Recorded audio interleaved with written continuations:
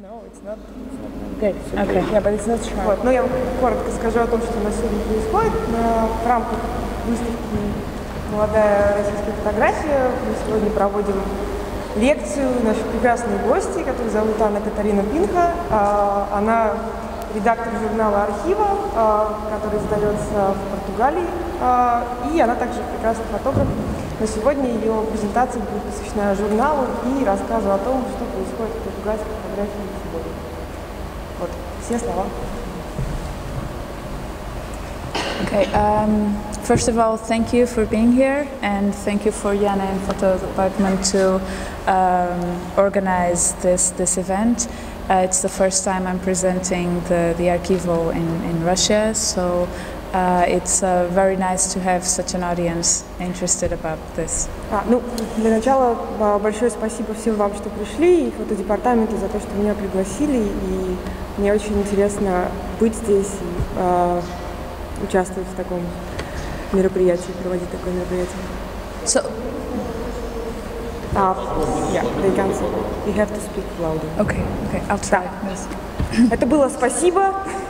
Сейчас главное часть начнется, мы попробуем. Так нормально?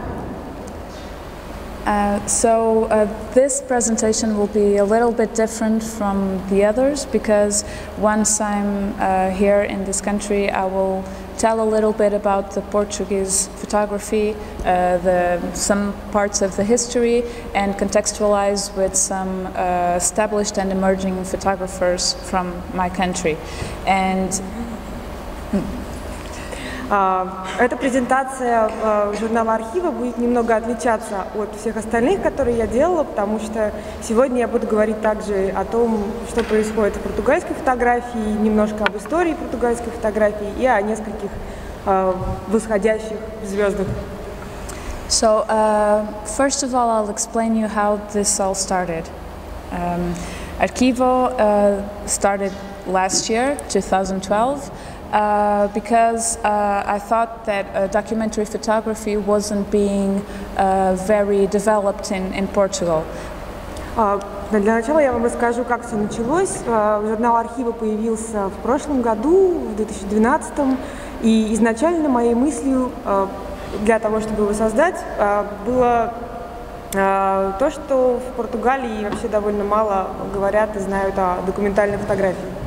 So my objective was to create a simple platform of discussion where people could get to know the work of international photographers, and where I could invite people to write about different themes on documentary, so that photographers in Portugal could get to know more information about documentary. И изначально моей идеей было создание какой-то очень простой платформы, в которой можно было бы показывать и обсуждать документальные фотографии, публиковать международных фотографов и приглашать людей, которые бы писали о документальной фотографии, для того, чтобы португальские фотографы узнали о ней больше. So ARCHIVO is a very simple idea. It has 4 different initiatives, 2 of them starting this year. So it first started with ARCHIVO-zine, which is a webzine that you can see online, with different guests every 3 months, and with a selection of 5 portfolios that are sent of emerging photographers, depending on a theme that is the theme of the magazine every 3 months. И что из себя представляет «ARCHIVO»? Эта инициатива состоит из 4 частей. Первая из них — это то, что называется «ARCHIVO-zine». Это онлайн-журнал, который выходит каждые 3 месяца. Каждый его выпуск посвящен какой-то определенной теме. И мы публикуем там 5 портфолио разных молодых фотографов, которые соответствуют теме заявленной. So the feedback for this project was more than I was expecting, and it made me open another initiative in ARCHIVO, which is ARCHIVO Portfolio, that all the selected participants Only 5 are chosen to be published in a magazine, but there is so many people with great work applying for the magazine that some of them who are not selected for being published are selected anyway to have a slideshow in the website because of the quality of their projects. And every time I make presentations about the project, they will be shown in the screenings. И, к моему удивлению, отзывы об этом журнале были настолько обширные, настолько интересны, что мне пришло в голову создать дополнительные опции внутри архива, и так появилось архива портфолио. Что это такое? Каждый номер журнала публикует обычно 5 работ разных фотографов, но присылают заявки огромное количество людей, и многие работы очень хочется показывать, поэтому в архиве портфолио появляются такие онлайн-презентации разных проектов, которые не вошли в основной номер журнала. So this year, well, the team is getting bigger and a lot of other initiatives are being planned. So this year, Archivo in Motion will be published for the first time in the website, and it's a place for people to submit their audiovisual or multimedia presentations of photographic work, only for photographers, and some will be selected to be published in the website. И к нашей большой удаче команда журнала очень быстро разрастается, и в этом году мы собираемся открыть еще одно подразделение, которое будет называться ARCHIVO in Motion. Оно уже очень скоро запустится, и это платформа для презентации мультимедийных проектов различных фотографов, куда также можно будет подавать заявки, и какие-то наиболее удачные проекты будут опубликованы на сайте журнала. Also, in a way to promote master classes, workshop, and cooperation between international photographers and artists. Also, Archivo Studio will open this year in order to offer the audience different workshops all around the documentary photography and book editing. And master classes and some talks of artists, all in Portugal, but in cooperation with other countries. И также в этом году будет запущена еще одна платформа внутри архива, которая будет называться ARCHIVO Studio, и ее основной задачей будет рассказ о различных мастер-классах, сотрудничестве фотографов из разных стран, информация о разных лекциях, встречах и так далее, и так далее. В общем, все, что крутится вокруг документальной фотографии. So starting with ArchivoZine, which is the central part of the project, it's a quarterly magazine, and the first one being published was about found photography. And the cover has a picture of Joachim Schmidt, a German photographer who works on this theme, and it's considered one of the pioneers of the photography. And the second issue of the magazine was the cover is of a Portuguese photographer, and it's about identity. So every issue, the applications of new photographers were growing all the time. And a lot of portfolios can be now seen online of all the people who were selected, not just for the magazine, but also for the best portfolios. What was the first thing? Found photography. Found photography and identity. Да, и вот здесь вы видите две обложки журналов, которые уже вышли. Первая из них была посвящена фотографии, которые используют найденные материалы, и на обложке вы видите изображение, сделанное немецким фотографом Joachimом Schmidтом, который один из пионеров вообще в этой области. И тема второго журнала была самоидентификация, и это изображение, сделанное португальским фотографом. Но сейчас работ становится все больше и больше. Журнал выходит раз в квартал, и каждый раз это какая-то определенная тема. The last two magazines were with the summer issue with the cover of Alejandro Cartagena, which is a very growing, emerging photographer already with a lot of prizes. And the last one, it was also for a Portuguese photographer. So I try always to mix international and Portuguese photography to create this discussion about documentary. The interest about these magazines, which you can all see, there's an archive of all the magazines available in the website, but many people contacted me to buy the magazines. So once there's so many interested people, it's coming soon this year before the next issue, a book with all the interviews and essays and portfolios that were selected for the online magazines will be published in a book available to worldwide. Can you go back to the first slide? Да, и вот здесь вы видите два последних вышедших номера, и на левой обложке это фотограф Алехандро Картагене. From where? From the Latin America. Ага, из Латинской Америки, а справа это снова изображение, сделанное португальским фотографом, и я стараюсь все время смешивать фотографов, которые работают в Португалии, которые представлены на международной фотографической арене, просто чтобы поддержать этот диалог о документальной фотографии и просвещать людей больше. И так как очень многие люди спрашивают и просят, в общем-то, купить журнал в его физическом виде, так как это онлайн-журнал на самом деле, вот, то в этом году будет выходить книга, в которой будут собраны лучшие портфолио за время существования журнала, интервью, тексты и так далее. В общем, она скоро появится. Okay, so just for some details about how this works, the ARCHIVO zine, which is the magazine, there's an open call that opens every 3 months with a different theme, and everyone can apply with works that that you think that are contextualized with a theme that the magazine is exploring. And ARCHIVO Portfolio and ARCHIVO in Motion, you can apply to these two platforms the whole year. You just have to submit the work for consideration, and ARCHIVO team will select the works for the website. Instead, ARCHIVO zine, there's a different jury every 3 months that I invite, different photographers, editors, and curators that will decide which are the applicants that will be selected, the 5 selected for the magazine.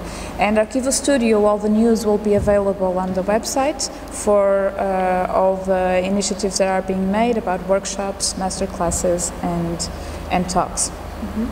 В общем, как это все работает? Та часть, которая называется «Архива ЗИН», который непосредственно журнал, туда можно будет подавать заявки, и можно, собственно, подавать заявку каждые 3 месяца, и абсолютно любой фотограф может это сделать. Возраст и страна не имеют никакого значения. Каждый раз объявляется какая-то тема, и любой желающий может прислать свое портфолио или проект, который он считает подходящим для этой темы. В разделы архива портфолио и архива in motion можно присылать заявку круглый год. И разница в том, что в основной журнал работы выбираются специальным приглашенным жюри, в котором обычно участвуют какие-то известные фотографы, редакторы, кураторы, в общем, люди со всего мира. Они решают, какие 5 работ будут представлены каждые 3 месяца в журнале архива. А архивы портфолио и архивы in motion выбираются непосредственно командой журнала. So for further information, everything is on the website online, and I invite you to visit the website as the Facebook page and to subscribe to the newsletter, where you'll receive all the informations that we've been doing and all the presentations that we can offer. Ну и вот вы видите здесь на экране адрес журнала, куда вы можете зайти, посмотреть номера, которые уже вышли, подписаться на нашу рассылку, в общем, следить за обновлениями, все такое. So now I would like to, before I pass to the screening of the selected portfolios of 2012, I would like to give you a short overview about the documentary scene and photography scene of Portugal. И перед тем, как мы перейдем к просмотру выбранных портфолио за 2012 год, которые я бы хотела вам показать, немножко расскажу о том, вообще о сцене документальной фотографии, о том, что происходит в документальной фотографии в Португалии. Немножко истории. Okay, so Portuguese photography, as you may realize, there's not a lot of information internationally about the Portuguese photographies. You have a lot of isolated photographers that sometimes show their work in different festivals or that have some exhibitions, but never a very big influence about the Portuguese photography. And the thing is, Portugal doesn't really have a school of photography. There are some photographers and some references on our history, but not really a school of photography like the American photography, the German photography. So we have references and traditions from a lot of different places, but not a single or a particular language of our country. Как вы, возможно, заметили, не так уж много информации существует в природе о португальской фотографии. Есть какие-то отдельные личности, которые внезапно возникают на разных фестивалях, показываются на каких-то крупных выставках, но так, чтобы это был какой-то именно массив фотографов, которые все знали, наверное, нету. И причин этому на самом деле не так уж и много, но они довольно основательные. По большому счету нет такого понятия, как португальская школа фотографии, как, например, есть американская или немецкая школа фотографии. В Португалии таких вещей нет. Есть очень много влияний, которые пришли в португальскую фотографию из других стран, но что-то, что можно было бы назвать португальской школой фотографии, такого не существует.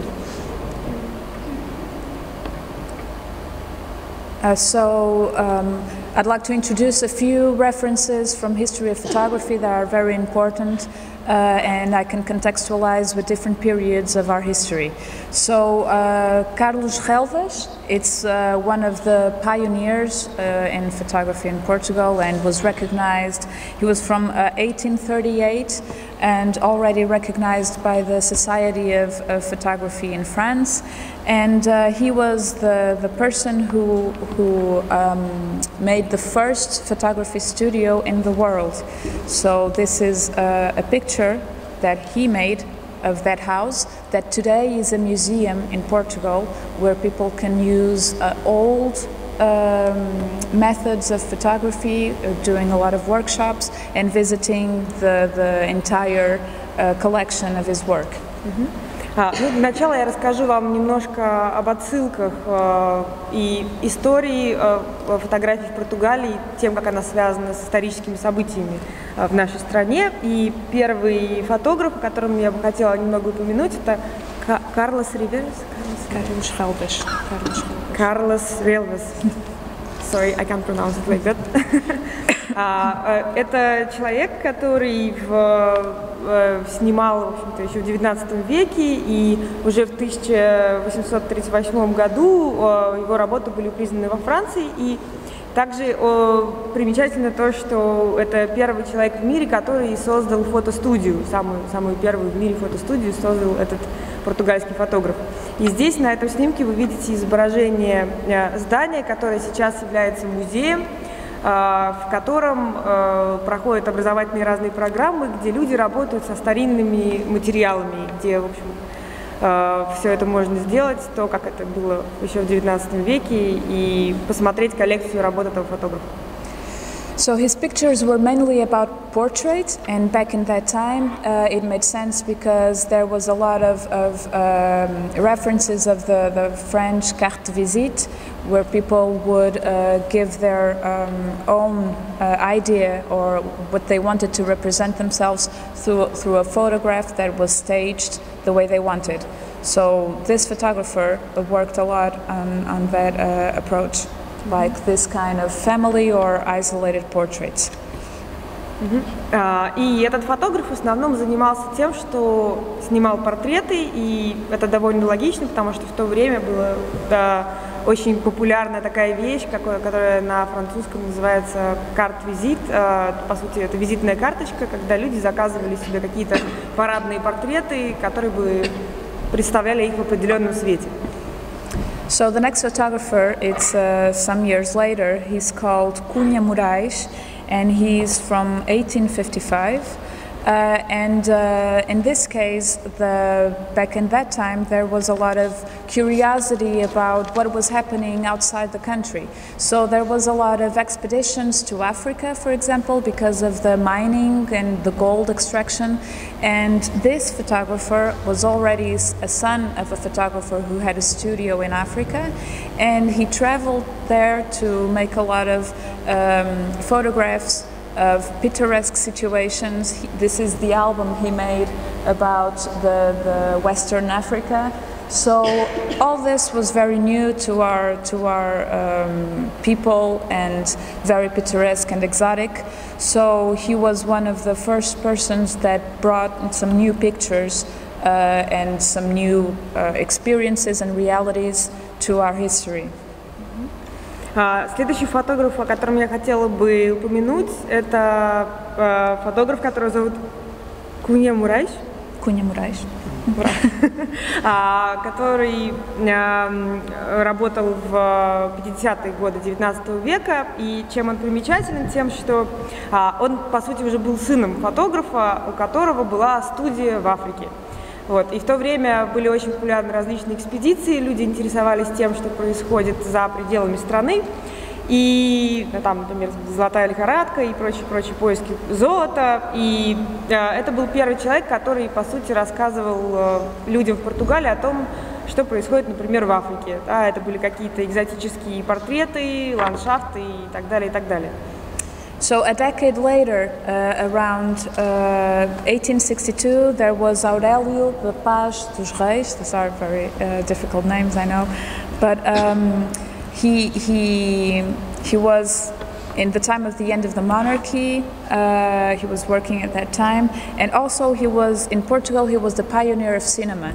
So he used to make a lot of presentations in different cities about the cinematography of the Lumiere brothers. So he brought this to Portugal and used a lot of moving pictures. At the same time, he also photographed a lot of Portugal, and you can see some pictures that he made. I didn't bring any video, it wouldn't fit here, but he photographed mainly the new way of living in Portugal after a difference in the way of a different way of government of the country.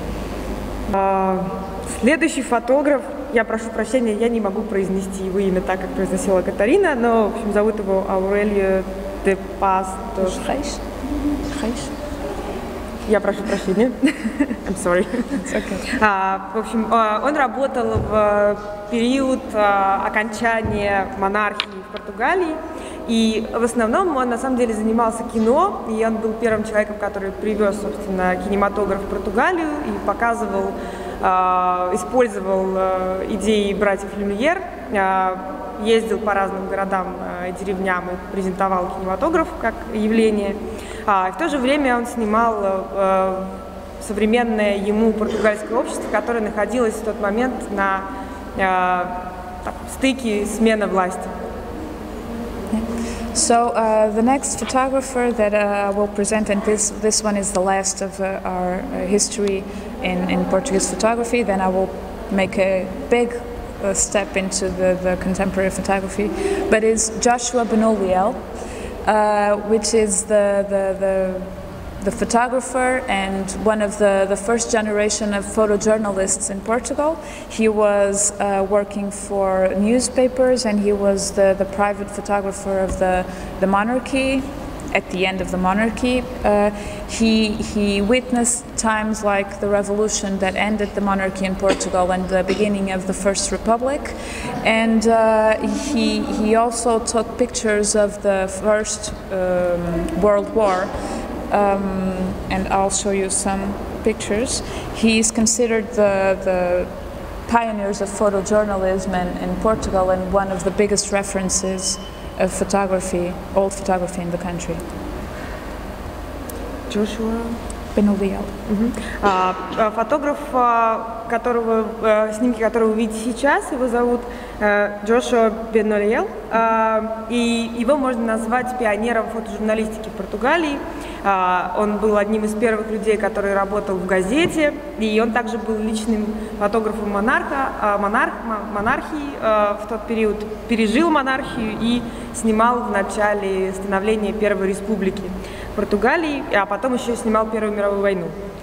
Вот, в общем, он является такой довольно серьезным автором, на которого многие ссылаются впоследствии. So, after this quick introduction about the historical references of the Portuguese photography, I would like to give some references about the contemporary photography that today exists in Portugal. So I'm presenting some of the invited guests on the magazine of ARCHIVO, which are not showing pictures but are Portuguese photographers who are writing about different themes, and also showing some emerging photographers in the country. But one of the first photographers is Gilio Ferreira. He works a lot about portraits, and this is his last work in progress. He has just been selected recently for the 1,000 words award in connection with Magnum Pictures, and he's currently working for that project. So his photography is all very abstract, conceptual, and pretty much based on portrait. И сейчас мы сделаем такой очень большой скачок от исторической фотографии к тому, что происходит сейчас в Португалии, и я покажу вам несколько фотографов, которые занимаются исследованиями фотографии и сами снимают. В общем, это те авторы, с которыми работает журнал «Архива». И первый фотограф, его зовут Гилио Ферейра, и его работа в основном базируется на портретной съемке. Интересно то, что вот он только что буквально был выбран как победитель награды журнала «1000 слов», 1000 words, которая проходит в сотрудничестве с Magnum, в общем. И да. В общем, его работа очень концептуальна, абстрактна и в основном основывается на портретах. So another Portuguese photographer that has been publishing a lot of work recently is António Júlio Duarte, and his work is mainly based in the Asian side of our world, and he makes most of his series in China and Japan, and he's trying to look for a non-place and the difference of cultures and the details of those countries where he's been spending the last years of his life. These are some of the pictures, and the first pictures that are showing here are also pictures that were published in the magazine. He was one of our featured photographers. И это фотограф, которого зовут Антонио Жúlio Duarte, и он в основном специализируется на съемках в Азии, снимает Китай, Японию, и его интересуют какие-то места, которые бы говорили о разнице культур между теми странами, в которых он бывает. И вот работа, которую вы сейчас смотрите, она была опубликована в журнале «Архива».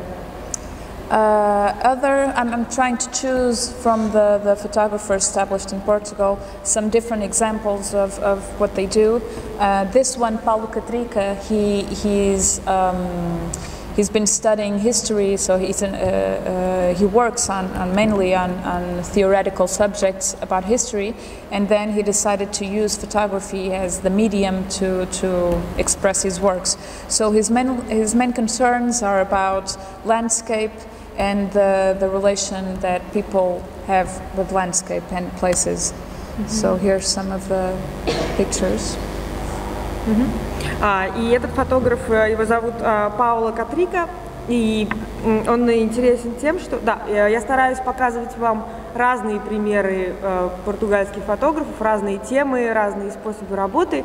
И этот человек на самом деле историк, он долгое время изучал теорию, и в конечном итоге пришел к выводу, что для его научной работы ему необходимо использовать фотографию как средство для выражения своих идей, и он изучает тему взаимоотношения человека и ландшафта.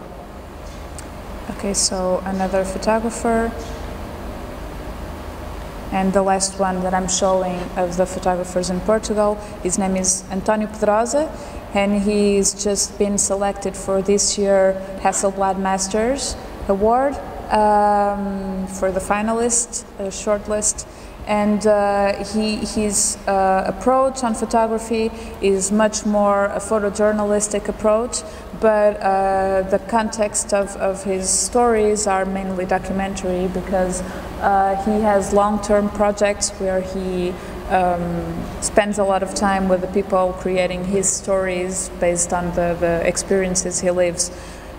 So these are some pictures of his last project in a place in Portugal named Araki Slum. Is this the name of the word? Yes, and it's in Portugal. It's because it's a neighborhood called Iraqi. It's a neighborhood of Iraqi. So. И этот фотограф зовут Антонио Педроса, он только что был выбран финалистом премии Masters Hasselblad. И его работа в основном, он использует в своей работе фотожурналистский подход, но выбирает очень документальные темы, и это изображение из его последней истории, которая называется «Ираки ислам», и его подход отличается тем, что он очень много времени проводит с людьми, живет с ними и снимает какие-то проекты, основанные на своем личном опыте переживаний. So finally, in this short introduction about photography in Portugal, without giving a lot of reference to each person, I will just show some pictures of emerging photographers before going to the screening of the portfolios of ARCHIVO. Да, ну и вот сейчас я покажу вам просто еще несколько фотографий различных наших молодых фотографов перед тем, как мы посмотрим презентацию. A lot of different approaches as well. Здесь будет много разных подходов, разных фотографий.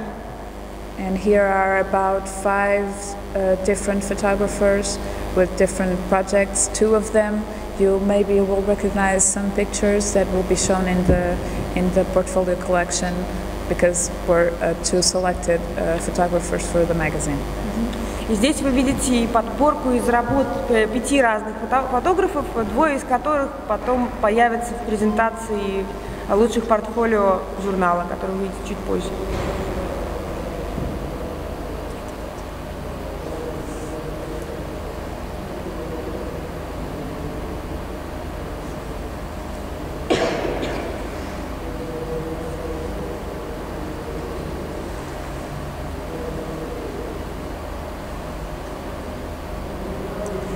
So if there's any questions, maybe we should do it before the screening.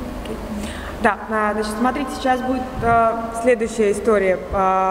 Катарина спрашивает, есть ли вопросы какие-то перед тем, как мы перейдем к скринингу.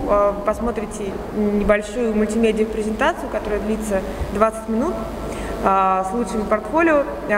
Можно сейчас вопросы, и потом еще вопросы после презентации. Если сейчас что-то есть, то давайте сейчас. Или лучше потом? So I'm ready for questions. First question.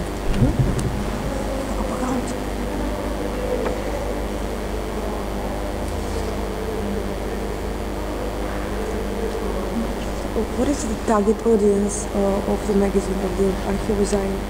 Well, the target... Is it photographers or just people in general? Target audience, I try to be most people that are interested in storytelling.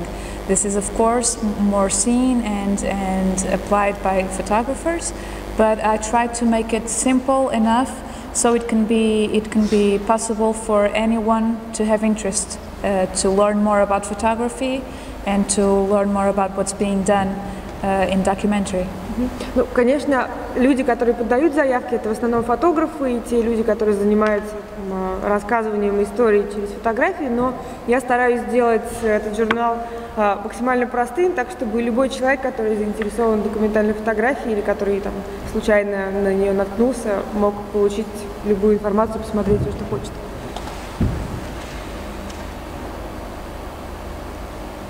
Еще?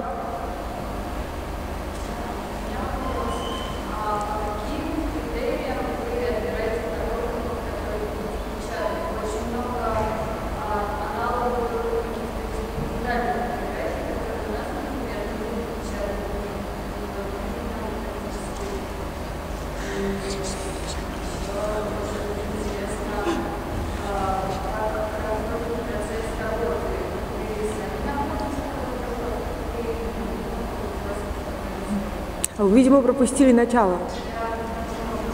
Это было в начале. So actually, this is the question is about something that you said, and I can just briefly tell because she missed the beginning, so I can briefly tell. Okay. What is it about? It's just okay. The first one I will translate because it's a funny one. So the first question was how do you choose the portfolios that will be in the magazine? Because there are so many experimental works that would be never published in any magazine here in Russia. This is the funny one. Okay. And then will you answer? Yeah, of course. Well, that's interesting. The second one was connected with the first one because how do you choose portfolios in general? How do you find people? But you answered. Yeah, there are two ways of selecting the portfolios. The ones that go to the magazine, it's a quarterly magazine, so I invite different people in every magazine, people who are related to the subject that the magazine approaches, and they up to 5 people in the jury, and they select the portfolios to be published. I never make part of the portfolio because I'm a photographer myself, and I always have some people that I know that also apply to the magazine, so I think that it's better to keep a distance on that. So you never choose yourself, or you choose yourself? No, not for the magazine. I never choose, and then ARCHIVO portfolio I choose together with other photographers that are collaborating with the magazine as well. Ну, в общем, на самом деле это все говорилось в начале, но повторимся. Значит, журнал, который «Архива», сам непосредственно, он выходит раз в квартал, и работу туда люди подаются всего мира. На сайте открытый прием заявок раз в 3 месяца. И выбирают работы люди, которых пригласила в жюри Катарина. Это разные редакторы, фотографы, кураторы и прочие люди со всего мира. Обычно в районе 5 человек. Это жюри журнала. В раздел, который называется «Архиво портфолио», выбирает работу Катарина и еще несколько человек, которые сотрудничают с журналом и которые работают в нем. So choosing always different people for different juries, it's a way of showing a lot of different projects and different approaches, because if it's always the same jury, it will exist some kind of tendency in the way that the works are selected, and so different people choosing the portfolios is a way of showing as many possibilities as possible.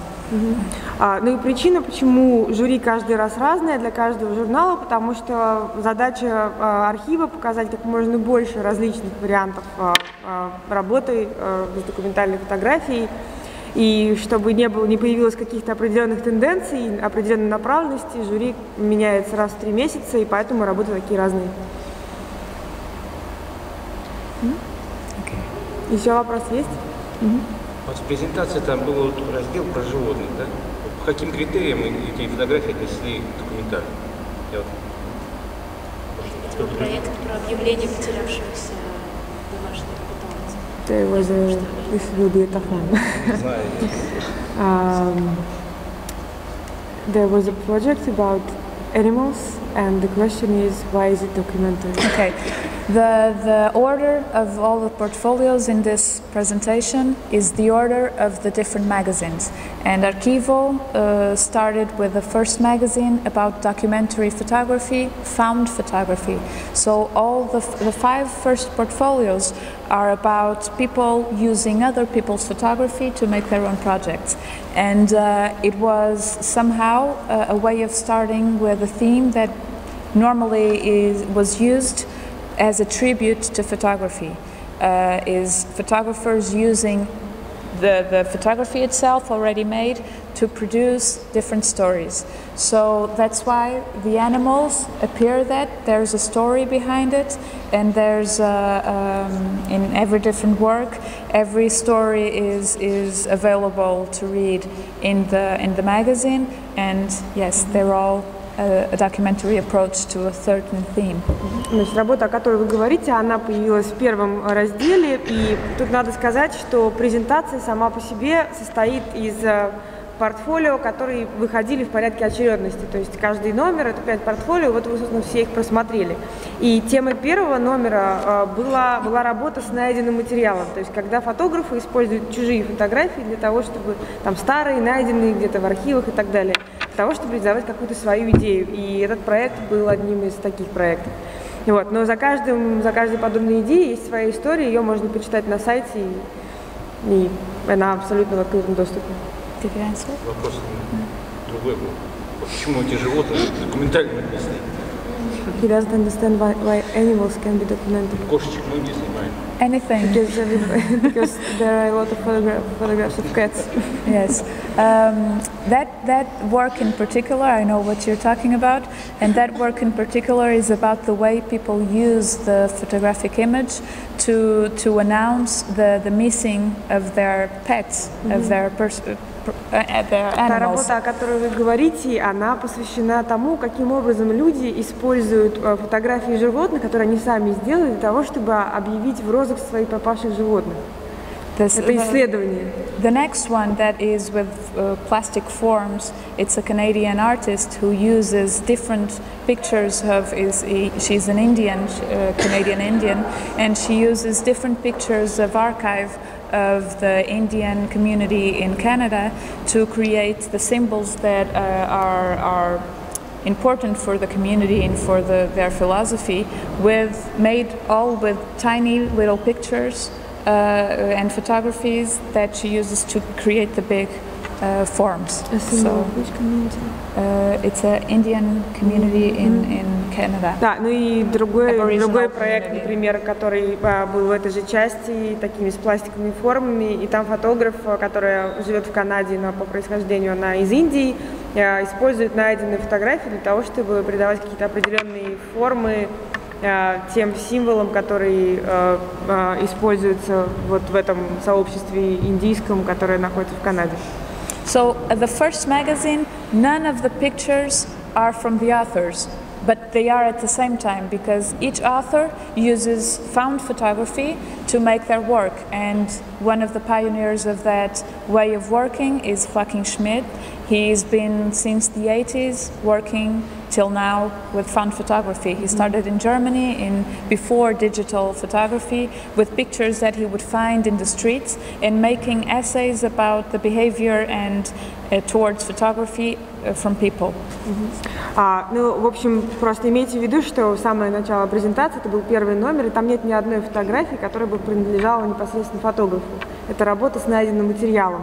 И такие вещи делаются очень давно, например, там, фотография, которая была на обложке этого журнала, сделанная Joachimом Schmidtом, это фотограф, который начал использовать найденный материал, найденную фотографию еще в 80-х годах, и он работает до сих пор. И один из проектов, который он сделал, например, где он работал с фотографиями, буквально найденными на улице, для того, чтобы сделать свое исследование. And finally, documentary in photography, in cinema, in whatever the medium is, can be about any theme. There is no particular themes that we can study or explore in visual mediums. Everything can be a theme or a story to create with Да, ну и в конечном итоге документальность в любом визуальном средстве, будь то фотография или кино, может быть чем угодно и может быть посвящена какой угодно теме. Сразу продолжение. У вас следующий номер. Какая тема ваша? What is the topic for the next issue of ARCHIVO? The open call is not out yet, but I can tell you in advance that it will be social issues. В общем, тема еще не объявлена официально, но я могу вам сказать, тема будет звучать как social issues по-английски, но сложно перевести адекватно, как социальные проблемы, можно так сказать. Но issues в английском языке более объемное слово просто. То есть не только проблемы. Yeah, okay, it's difficult to translate issues in Russian because it can be several different meanings. The artist, which I cannot say the name now, but it's a person who has been working in a photojournalistic approach to social problems through many years. So that's why this issue will have that theme. What was the beginning? How the artist is connected with that? He's been working for many years with problems in society. Yeah, but how is he connected with the theme? He announced it or? No, I announced it. He's the guest of the magazine. So he will be published. Yeah, he will be the guest artist of the Да, и в общем в этом номере будет один специально приглашенный фотограф, который на эту тему работает уже очень долгие годы. And what is the name of the artist? I can't tell you now. Но Катарина не может сказать, потому что это секрет. That will be in 2 months. Через 2 месяца все станет известно.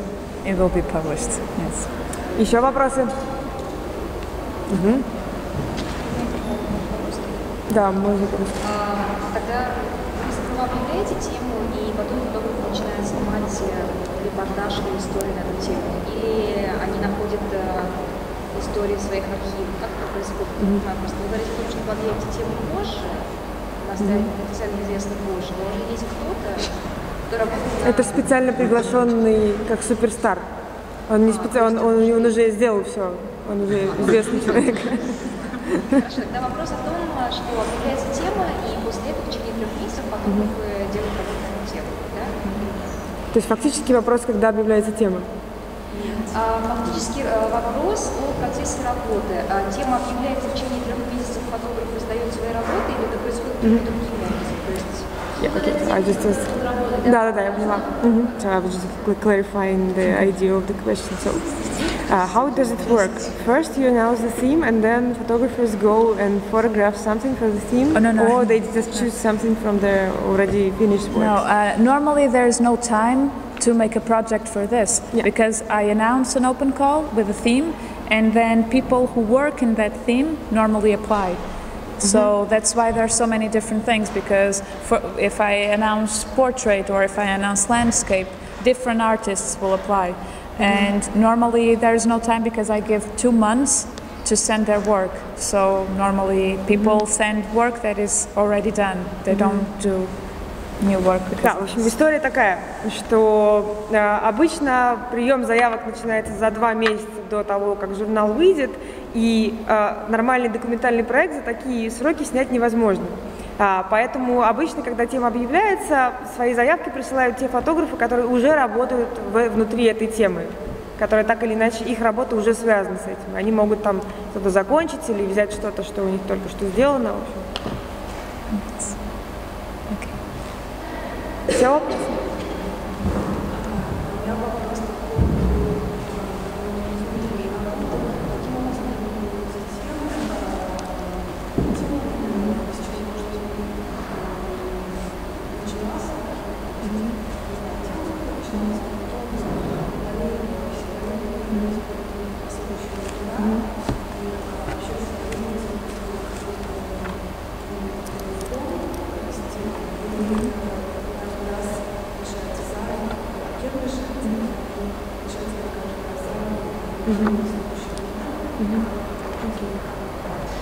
So the question is about themes. How do you choose themes when the theme appears? Do you have any plan for themes for the future issues? What is the flow? I mean, from what idea did you start? Okay, so the basic idea that started and keeps going along the initiatives of ARCHIVO is always documentary photography, everything that involves documentary photography. And it can happen in many different ways, many different approaches, styles, or even mediums, not just photography, but also multimedia made by photographers. All the themes for this year are already chosen, but they are just announced before the magazine that will be published, because there are interviews to make, there's all this process about editing that takes time to be, once it's quarterly, the announcements are also quarterly to keep the dynamics also moving at the same time as the process of editing. But how do you choose the themes? How do I choose the themes? Yes. Well, I am the current editor of the magazine, so I choose the themes based on the things that are currently happening on photography, and also the tendencies that are showing, and the themes that sometimes are needed to be discussed because are almost forgotten. В общем, суть состоит в том, что изначально идея была очень простая, что весь журнал всегда будет посвящен документальной фотографии, тем или иным ее областям. И темы выбираются заранее, например, на этот год все темы уже расписаны, но мы объявляем их раз в 3 месяца, потому что журналы выходят раз в 3 месяца, и нам нужно поддерживать динамику какую-то определенную. Темы все выбираются Катариной лично, и основная ее посылка состоит в том, что это тема какие-то современных тенденций фотографии, каких-то вещей, которые хочется обсудить, посмотреть, что сейчас в них происходит, что-то, что актуально сейчас. Also to stay always in touch with the things that are being published and the events that are being done, to keep in step with the documentary photography of contemporary photography. Но еще также для нас важно поддерживать какие-то проекты, которые уже были опубликованы, например, или которые занимают какие-то важные места, чтобы смотреть вообще тенденции, которые происходят в документальной фотографии. Сейчас. Какие существуют издания? Это меценаты, это планы участия, или это какая-то реклама? What funding do you have? Okay, lots of love. There is no money in ARCHIVO. Только любовь, никаких средств. Thank you. There is no money in ARCHIVO. When I started this, it was just a simple idea for a small project, and the objective was to talk about photography and to show what's being done in photography. And well, I was really happy that the feedback was positive, and a lot of people started to read the magazine and applying to the project. So the team is spreading because more and more work has to be done, but everyone works as volunteers. I don't receive any money for doing this work, neither my colleagues that are helping me in design, in translation, in proofreading, and international collaborators. Yana Romanova is the Russian collaborator of ARCHIVO, and I also have other photographers who are always giving new informations and possibilities of showing the project in different festivals and events organized in different places, as a promise to the selected photographers that for a year their work would be shown and promoted in different events and festivals. В общем, все началось с очень-очень маленькой идеи о том, что Катарина просто хотела сделать небольшой онлайн-журнал, в котором бы публиковались какие-то современные актуальные проекты, интересные для нее. Это был небольшой замысел, но внезапно, как только появился первый номер, журнал вызвал такой огромный интерес, что она начала получать огромное количество писем, люди начали присылать заявки на то, чтобы попасть в журнал со всех стран мира. Вот пока мы смотрели скрининг, Катарина мне сказала, что в среднем там получается около 90 стран участвуют в каждые 3 месяца. Фотографы из 90 стран подают заявки. В итоге люди, которые работают над журналом, их стало гораздо больше, но ни сама Катарина, ни кто-либо из тех, кто ей помогает, деньги не получает за это. И фотографы, которые публикуют, тоже, соответственно, не получают никакую зарплату, никакие гонорары за публикацию. Но так как сайт архива очень популярен, на него заходит огромное количество людей сейчас, то это очень хороший способ продвинуть свою работу, такой промоушен для фотографов, и их работа висит на сайте там не меньше года, если они попали в журнал или в портфолио. Это очень хорошо. Да, но еще она сказала, что я являюсь контрибутором архива здесь, в России. Вот. We accept donations. Да, ну и Катарина говорит, что они принимают пожертвования, если что.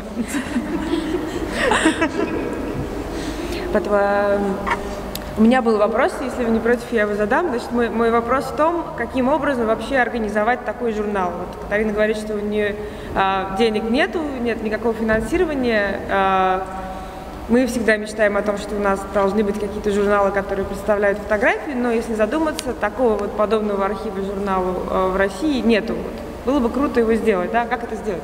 So the question that I asked you while we were watching the screen, how to organize this type of magazine? How did you start? What did you do? So the process. So it was also all a process of learning, because I started a small project that suddenly started growing and asking for more information and more initiatives. So the structure was done, and the main objective is to keep it simple as more as possible, because this is a very simple project that takes a lot of work to be done. And hopefully with the group of colleagues that I have that are very interesting and curious people who continue working with me on these initiatives, that's the only way that the project can go on. So the thing that has to happen is never stop doing it. It's create a simple structure and just keep on working always with that structure. That way, the image of the project and the initiatives of the project will be always coherent with the objective that we announced. So that's why in the first year only 2 initiatives were working, which was the magazine and Archivo portfolio. This next year 2 more initiatives will open, because we are already more comfortable and more secure about what we're doing, and this worked for a year. Now the book will be published with all the details of every work. And the web magazine is still online, so in the archive everyone can read it online. And well, let's see where it takes us. The idea is to keep on using this structure and make possible for photographers to interact and have possibilities of working in workshops and listening to other professionals talking, to create this discussion and interaction between photography. Ну, собственно, все началось, как Катарина уже говорила, с идеи очень маленького журнала, которая постепенно разрослась. Но, по сути, наверное, его успех можно списать на то, что изначально идея была создать очень-очень простую структуру, очень простую схему, по которой он будет функционировать, как будет выбираться работа, когда он будет публиковаться, какие будут темы, и дальше просто придерживаться этой структуры, потому что главная идея, чтобы все было как можно проще. Именно потому, что журнал постепенно начал разрастаться, сейчас это сильно спасает время Катарины и ее коллег, Потому что, например, в прошлом году на сайте работало только 2 раздела. Это был, собственно, журнал и раздел архив портфолио. Сейчас они открывают еще 2 раздела, потому что команда стала больше, людей заинтересованных стало намного больше. Есть куча волонтеров, которые помогают все это делать, и они чувствуют себя уже намного комфортнее. Вот. Но самая главная идея, структура должна быть как можно простая, и вы должны всегда ее придерживаться, чтобы у любого человека, который заходил бы на сайт, всегда была какая-то единая картина проекта. Ну и важно пытаться поддерживать какую-то коммуникацию внутри, чтобы фотографы имели возможность обсудить то, что они видят, чтобы была какая-то дискуссия внутри журнала, чтобы журнал побуждал дискуссию. So personally, it becomes easier for me being a photographer and having this as a side project that I always keep updating. Ну и вот сейчас для Катарины стало уже гораздо проще быть, собственно, самой фотографом и при этом работать над этим проектом, который можно постоянно возвращаться. Thank you very much for being here. You've been a very interesting and curious crowd audience, so it was my pleasure to be here and showing this project. Thank you very much. Большое спасибо всем, кто пришел. Вы очень интересная аудитория и любопытная. И да, большое спасибо за ваше внимание.